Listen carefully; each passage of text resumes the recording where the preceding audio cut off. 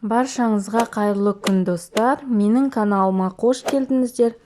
Бүгін сіздермен ет және де картофель фридан дәмді ас әзірлейміз. Видеоны соңына дейін қараңыздар. Алдымен етін әзірлейміз. Осылай видеодағыдай жіңішке ұзынша етіп турап алып, барлығын бір ыдысқа салып, жұмыртқа, тұз, бұрыш, паприка және де кукурузный крахмалды қосып, барлығын жақсылап араластырып, жарты сағатқа маринадтап қоямыз.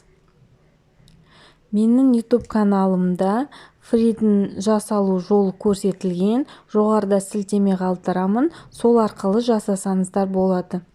Ет маринадталып болған соң, қызып тұрған майда қуырамыз.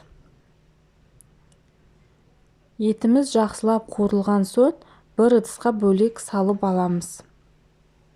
Кейін бізге пияз қажет болады.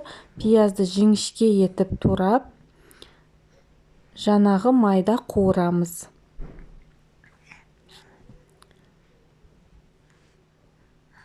Пияз жақсылап қуырылған соң, етті салып, қақпағын жауып, 10 минуттай бұқтырып пісіреміз.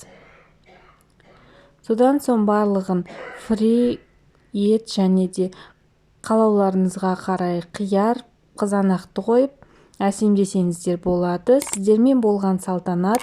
Видеоны аса лайк басып, комментарий жазып, каналыма тіркелуді ұмытпаңыздар.